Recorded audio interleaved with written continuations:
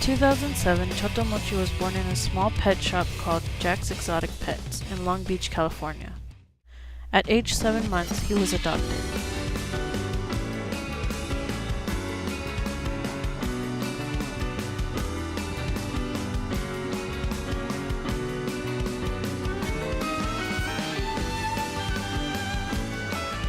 Chato was brought to a big house. There he was often let out to play in the backyard, where he had ate unlimited grass and had fun.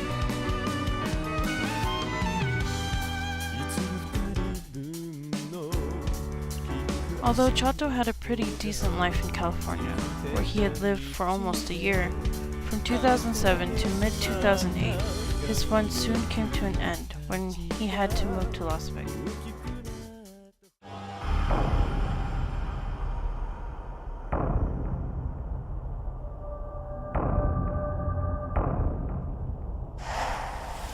But the worst was yet to come.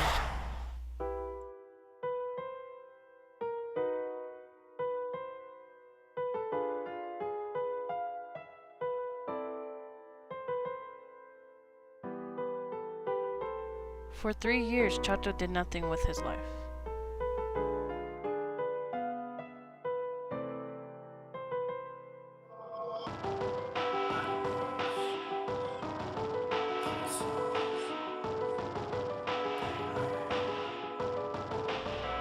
With Chato's health steadily declining, he knew he had to do something. There he remained for 2 more years suffering, until November 13, 2010, on a Saturday morning where he had his chance to leave. His freedom came to him when his adopted parents left his cage door open after feeding him.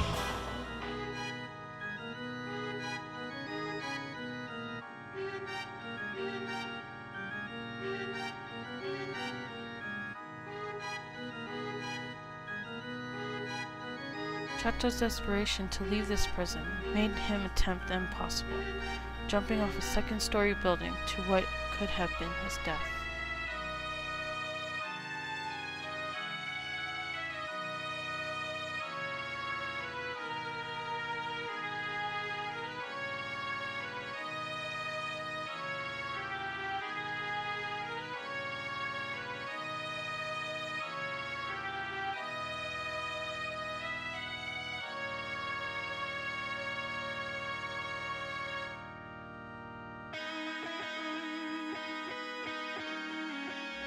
Chato's escape to what he thought was freedom soon became his worst nightmare.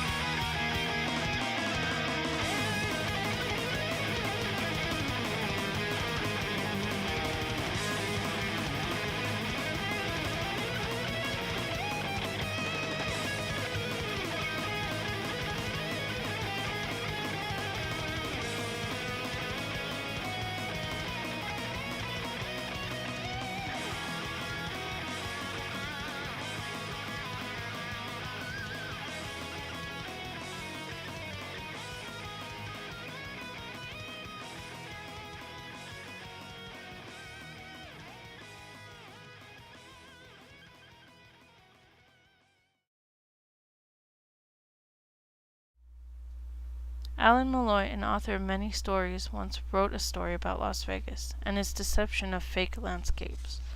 In one of her quotes from the essay, The Flora and Fauna of Las Vegas, she stated, "Water simply seemed too bountiful.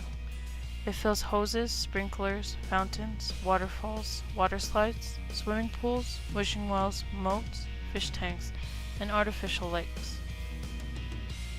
Could this have been what Chatmonchy was seeing? It is a fact that humans have the capacity to manipulate almost any landscape into a suitable place to live. But when does finding a suitable place to live become an obsession of not just finding a place to live, but finding a place to conquer? Rachel Carson believes that humans have become so arrogant and obsessed with taking over everything that our own existence has become at stake, as he states in one of his stories called Of Man and the Stream of Time, that the price of conquest may well be the destruction of man himself.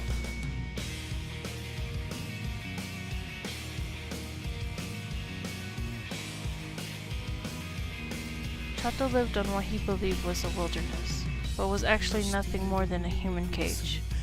For more than 2 months he remained lost in his suburban wilderness. Up to this day, it was unclear what exactly happened to him or how he survived at all. He refuses to speak.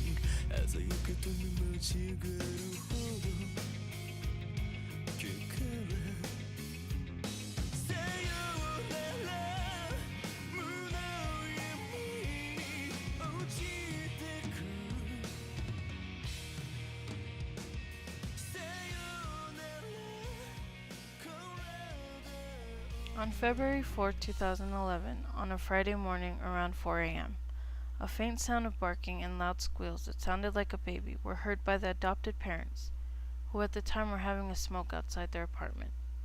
They disregarded it at first, but it got to a point where they couldn't ignore it anymore, so they had to check it out. As the parents walked towards the sound, which was a few blocks away, they could see what it looked like: a chihuahua biting a black ball stuck on a fence. As they got closer, they couldn't believe what they were seeing. It was Chato stuck under the garden fence, with the chihuahua biting him. They ran and kicked the dog out of the way and got him out.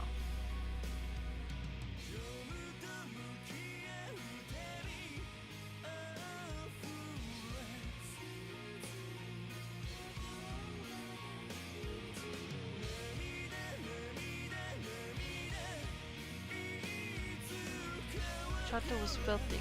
His whole body was covered in what it looked like smut. He had engine oil all over his paws and tummy. His back was red and bare since the dog bit some of his fur off. He was unrecognizable. It was hard to believe that Chato had survived all this time alone.